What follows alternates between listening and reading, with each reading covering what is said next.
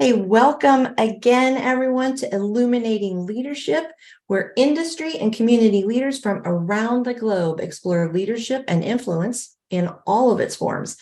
I'm your host, as always, Beth Johnson. And this week, I have with me an intriguing leader, a very kind and helpful colleague, and an all-around very good man, Eddy Smits. Welcome, Eddy. Thank you. What a nice introduction. Well, it's all very true. Absolutely true. So, Eddy, to kick us off, would you tell us a little bit about yourself and how you made the journey from professional clown to coach to TEDx speaker? Okay. Let's not go into how I got into clowning, but so I was indeed a professional clown for 25 years. And during these 25 years, I was also a hospital clown, and I visited more than 10,000 sick and palliative children. And, I started out knowing absolutely nothing about hospital clowning. I knew things about clowning, but I knew nothing about hospital clowning. So I needed to learn everything from scratch because the hospital clowning is a very different animal than normal clowning. The normal clowning, you're the star of the show, but in hospitals, it's the other way around, and you need to make that switch. And the work learned me so many things. I never learned in my life until now as much as I learned in these years or in those years hospital clowning. I learned about myself. I learned about people. I learned a lot about leadership, and I'll go into, because most people don't connect clowning with leadership. And well, I understand that they don't understand, but there's a lot of common ground there.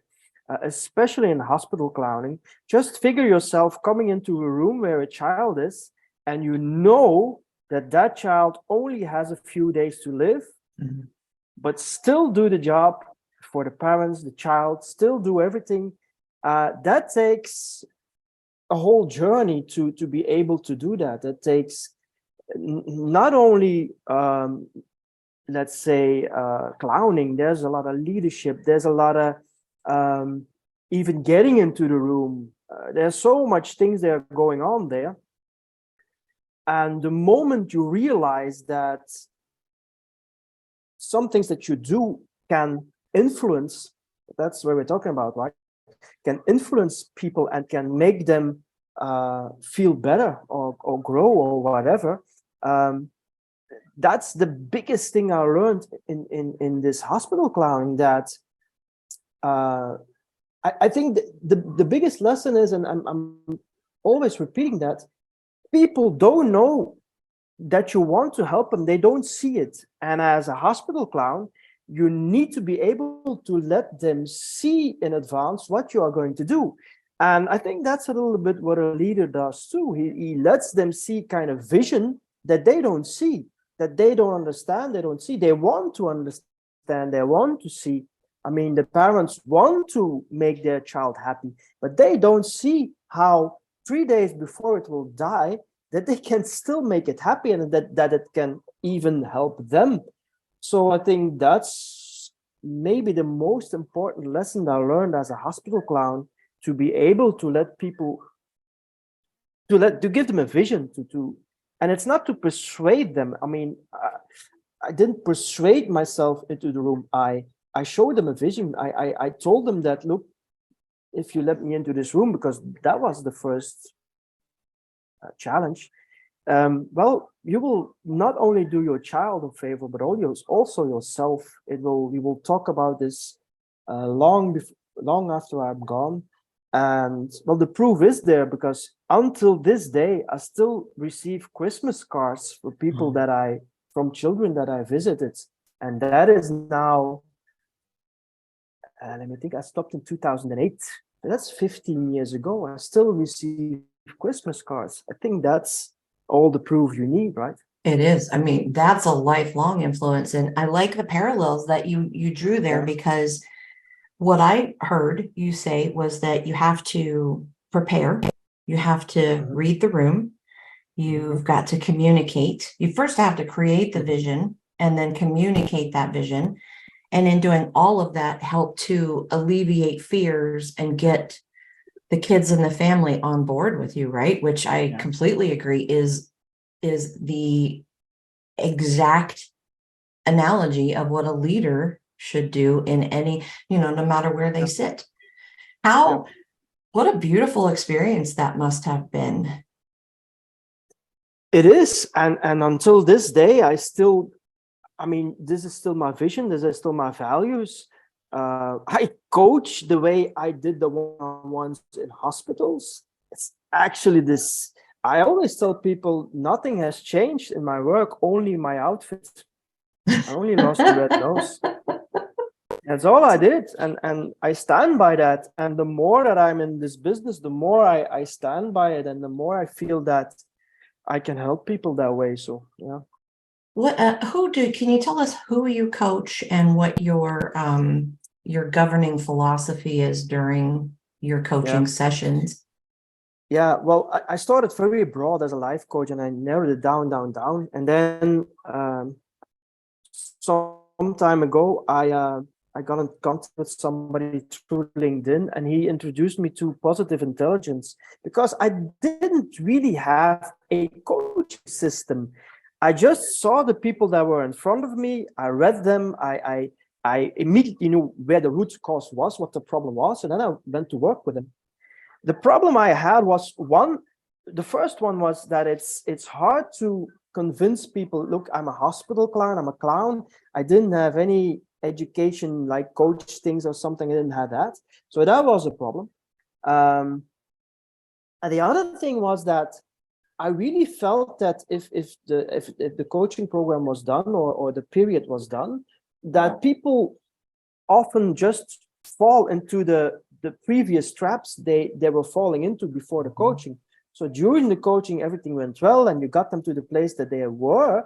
Because I even helped somebody who was just in a nonprofit to a CEO position, because I felt she had the capacities, but she was stuck at so many points. So I helped her through. And then after she was then the CEO, I got back in contact with her. And then I felt that all these doubts were again slipping in. And actually, she should come again in coaching, right? And that was something I wanted to have a system or a method that ruled that out.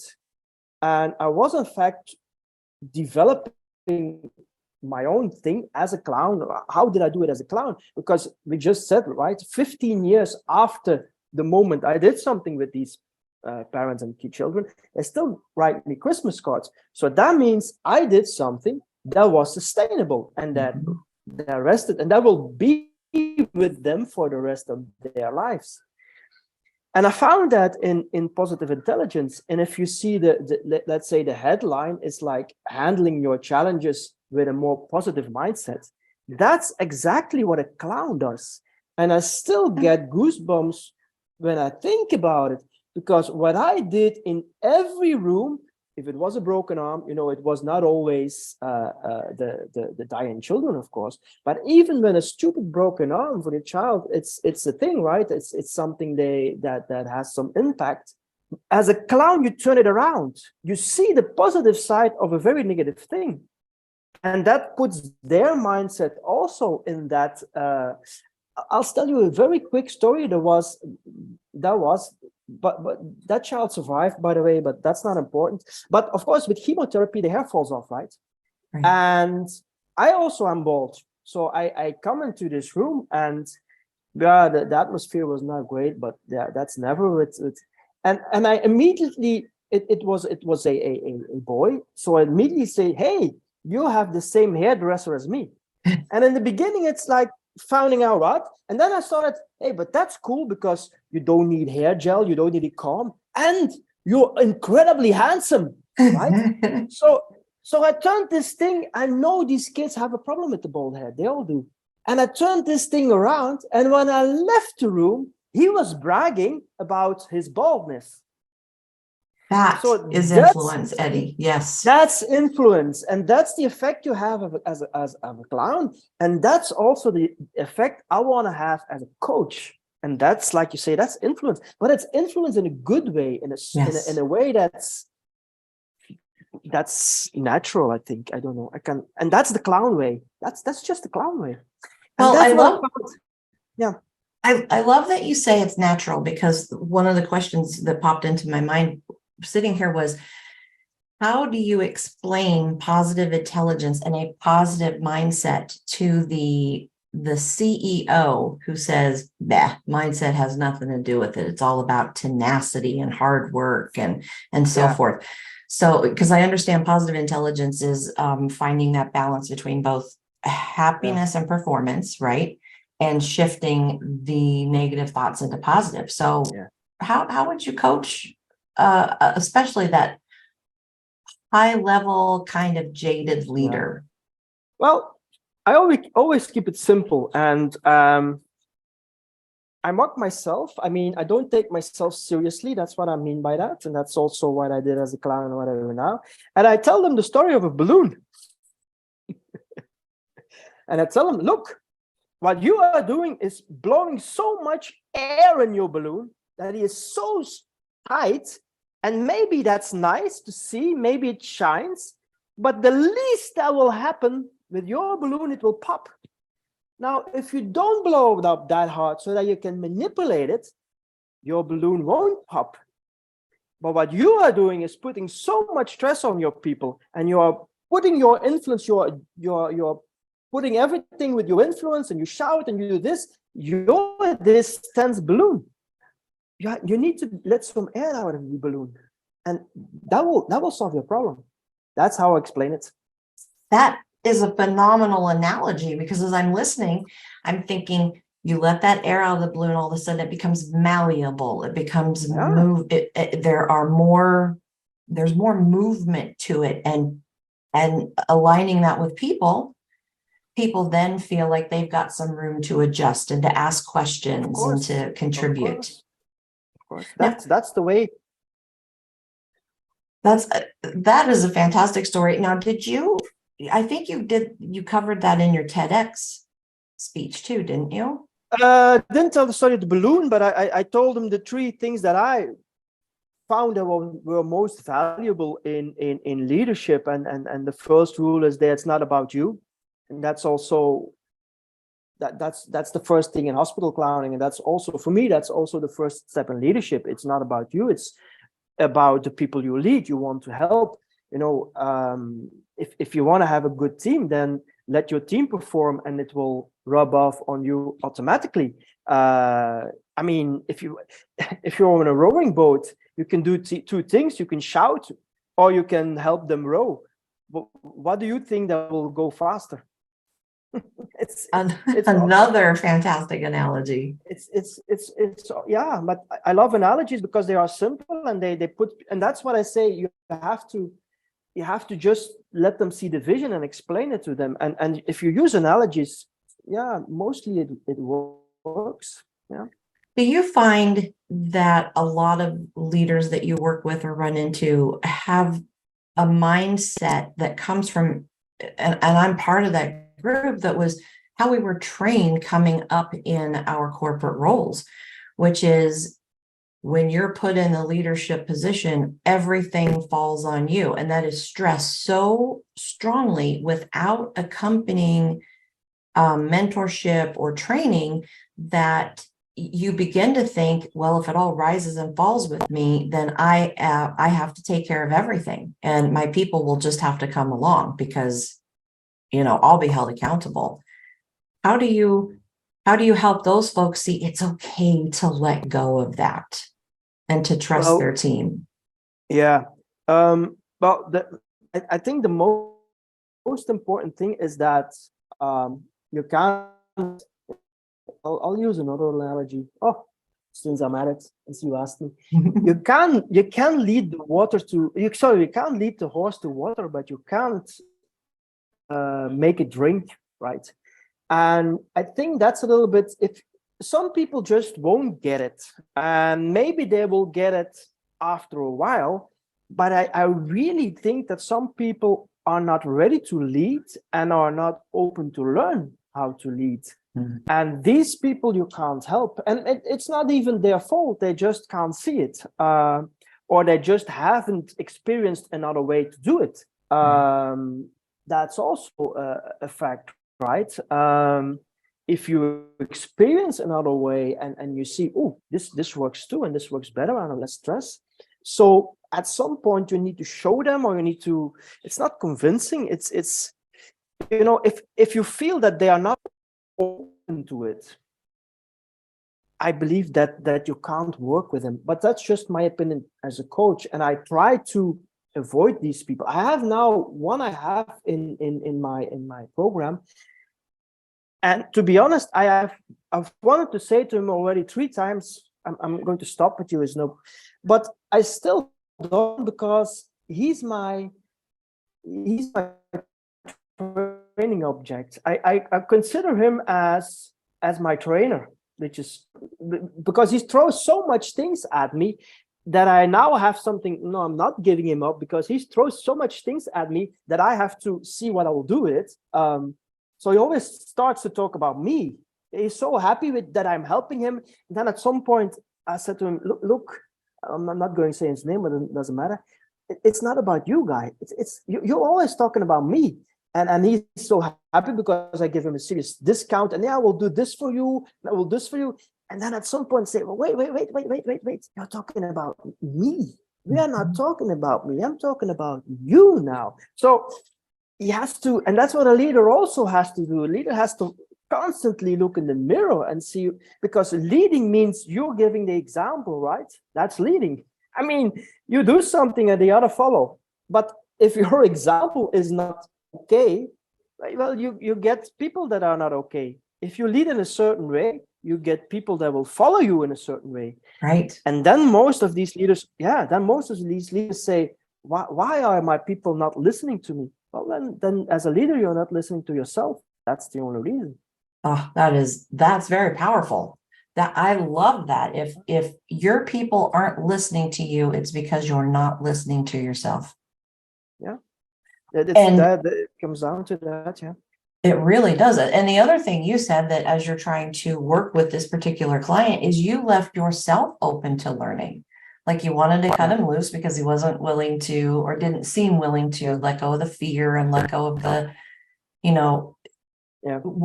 wasn't willing to go as deep as he should to see that change, right? Yet you are saying, I get it, there's something there, and we both can learn through this process. And again, that's absolutely what leaders do. Yeah. Eddy, when in your career do you think you were the most content, and why was that, or why is that? I think at some point, because when I started out,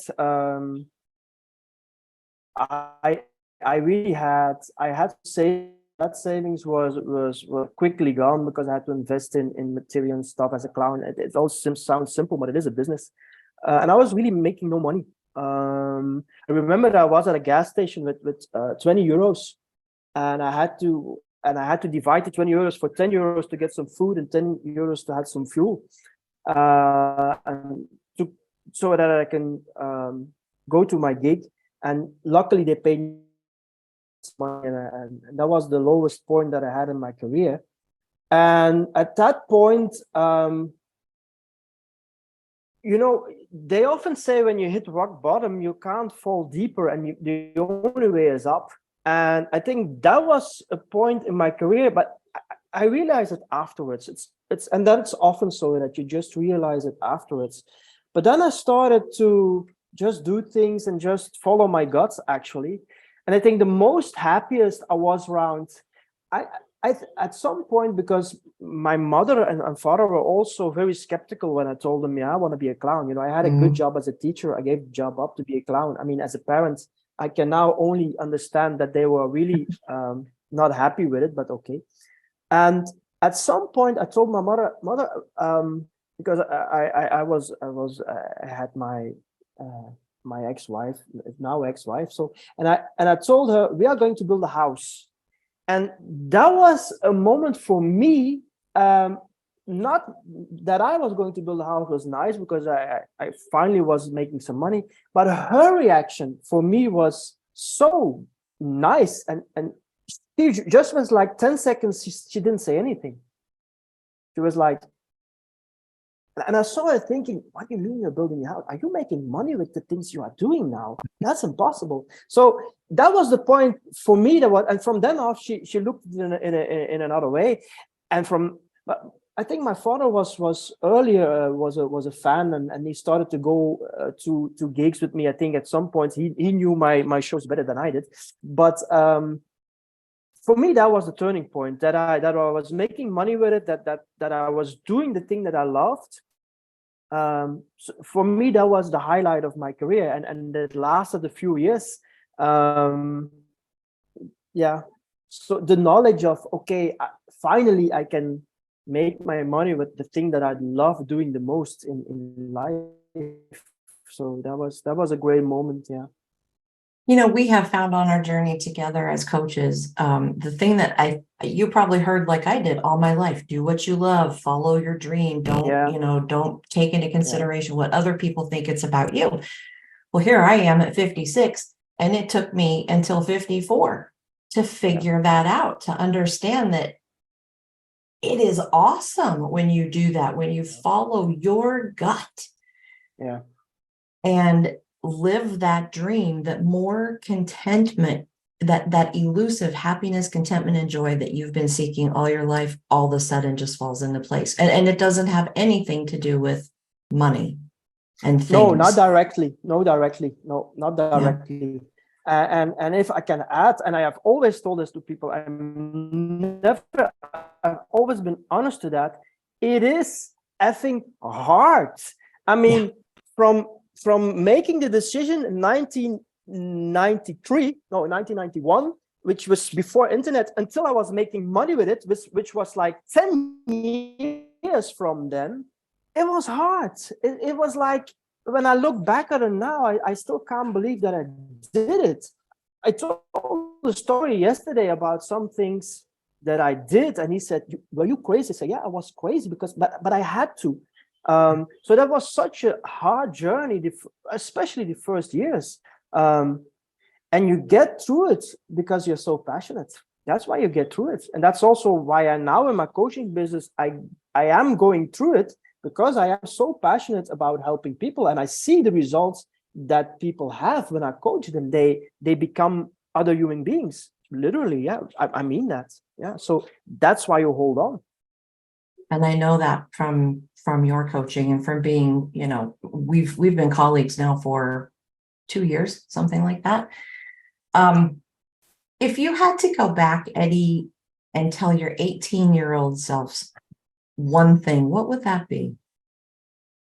I wouldn't tell them anything. Really? I would tell them I'm not. Tell them I'm not going to tell you anything. You have to figure it out yourself. And if you don't figure it out yourself, get help. Beautiful, beautiful answer. Now, one of my last questions is, what do you want to accomplish or affect the most in our world in the coming years with the work that you do? Well, the first step is, and that was also the first step in my previous career, the first step is to have a good financial basis, that you have a steady income. And that was, even after this 10 years, sometimes was a big deal, because in an artist's life, you have peaks, like the end of the year is a lot of work. May is a lot of work, beginning of the year is a lot of work, but there are periods that works falls. And I always hated that. And I always tried to figure out how I could have a steady income. And after some years, I had that. But what I did wrong then is that I had it because I started to do so many different things, which was not good. And that's what I learned from them. You don't need to do a lot of things. You have to really even focus more. And but yeah, I learned that from my previous career. So I hope that's not the mistake I'm making now, and that's why I keep on focusing now.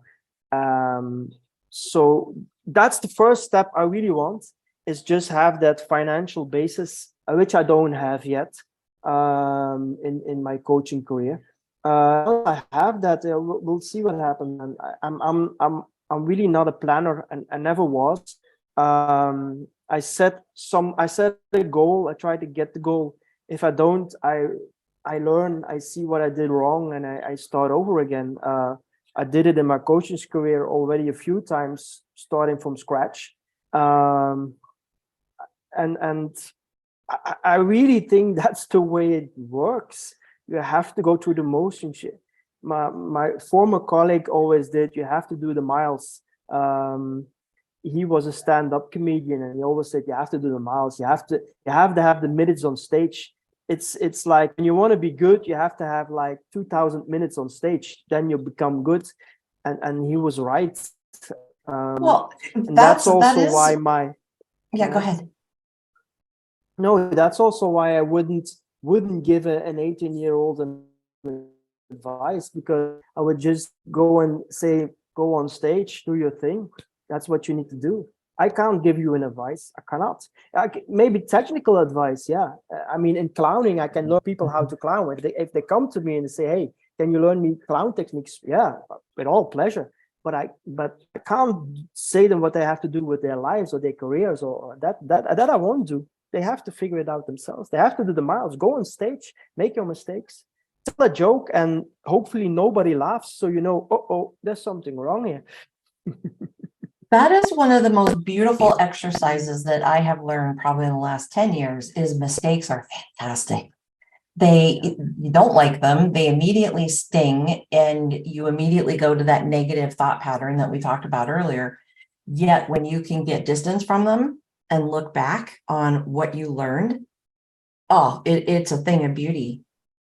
And again, I love your theory that you wouldn't go back and tell your 18-year-old self anything, because, and I hope our listeners hear this. What Eddy has said is why I love him. Very straightforward, very honest, and very passionate, right? Passion is what's going to drive you. Your own courage and determination are going to be what keep you going, and your willingness to learn and be self-aware and understand that it's not all about, people's rejection is not about you. It's about how you recover from that rejection and then better yourself, right? Yeah. And your comedy, I don't know that I could do comedy, talk about fear of rejection. You're putting yourself on stage in front of people and hoping that they like what you say. Yet, like he said, you have to do that just like a pilot has to put in the hours to become good and fly the big jets, right? It's no different. It's no difference. No difference. And there will be exceptions. But I don't know them. But I believe that there are exceptions. But all these online things, you see these big lines, become this in 90 days or become this in 30 days, and it's so wrong. It's really wrong. But yeah, I mean, yeah, it's just it's the way it is. You can't look at other people. That's what they do, then they do it. I have to fight that all my life also in my clowning career. I was following courses, I was doing things, I was really doing, for example, for our children productions, we made our own music. We had real artists coming in, playing live the music in the studio, and so on. And they just took a song from the internet, or they downloaded something and used that. So other people say, but why don't you do that too? I said, because we want to deliver quality, but then it just takes longer. But now still, but it just lasts longer. I still have this context with these musicians. People still come up to me, the music was so good, and so on and so on. It fuels you, and that's why you do it. Why else will you do it? I think I think people don't ask themselves enough, why am I doing this actually? Am I doing to make money, which is okay, then go ahead. Or is there something else that I'm doing it for? And if there's something else you're doing it for, then it will be very hard, but the reward will be much larger. That is my favorite question to ask of myself and other people who are willing, is the why. From things like, why do I hate getting up in the mornings, right? Like, what am I struggling with? Why do I want to do podcasts? Why did I make the decision to go to the silly things, right? This restaurant versus the other, who was involved? I mean, when you start really deeply exploring why you're making all the decisions you're making without, trying to drive yourself crazy with it, you begin to learn that, well, I love Mexican food. I love interviewing people. I love, and you begin to very clearly define who you are as a person, and then can, like you said in the very beginning of the podcast, follow that, piece that all together and say, who is Eddy and what does Eddy want in this life, right? One last question, because I know my viewers want to hear about this. TEDx, what was it like? What did it take to get there? And how did it feel when you were done? I saw a TEDx talk from Sir Ken Robinson in 2006. He passed away in the meantime. I saw that it's the most viewed talk until now, I think, or one of the most. And in 2006, I decided for myself, I want to do that. I want to get up that thing and do that. But yeah, then things evolved and then at some point in my coaching business, because a lot of coaches were doing TED Talks, so it came again in my view. And that's what I say, okay, now it's time to do a TED Talk. And then I just started working on it. And now I'm coming to the most important lesson that I learned of my previous career. I asked help. In my previous career, I didn't ask for help until actually it was too late. That was also why I had a serious burnout. I didn't ask help. And now again, I need to find people who will help me do things. And I found help in the form of a coach. And we worked out and she helped me. And when that coaching was done, I think it was a 4 or 6 week program, don't know anymore. 6 weeks after that, I had my TED Talk.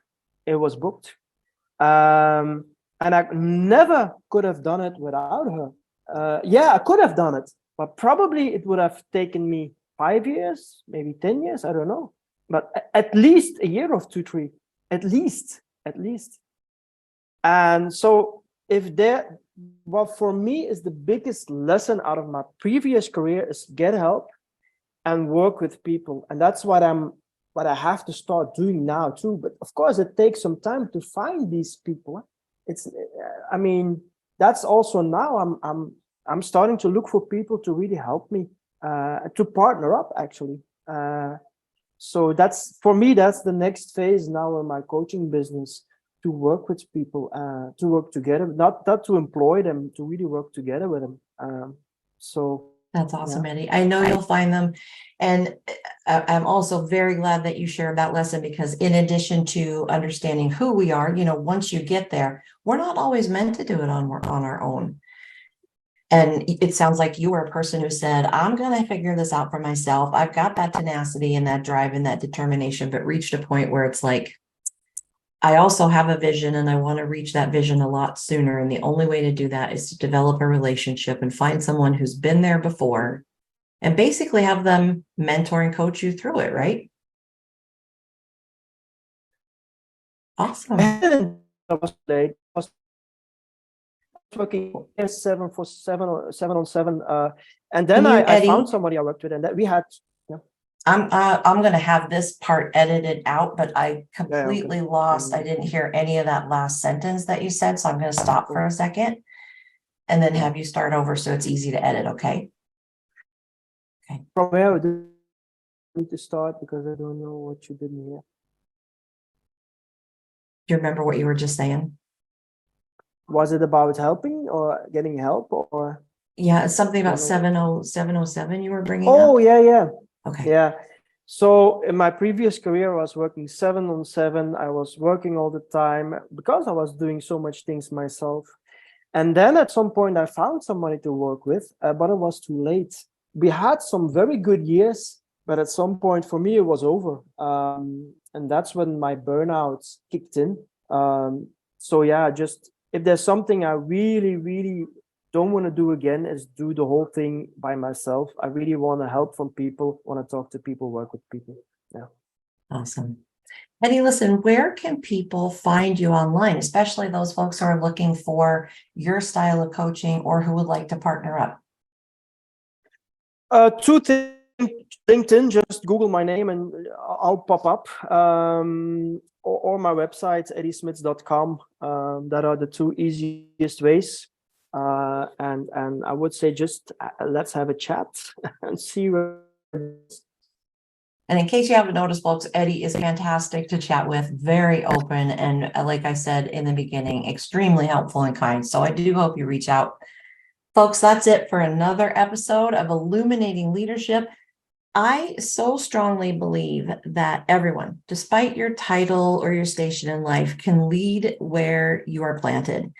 Our first service, as we even discussed tonight with Eddy, is to ourselves to get to know who we are, what we really want, what motivates us, and then to use that to influence others. And we do that daily with every conversation we have an impact on people, and knowing ourselves is the best way to have the best impact on those folks. So who will you influence today? As always, thank you for tuning in. Eddy, it was great having you. Thank you again. It was my pleasure. Until next time, folks. Bye.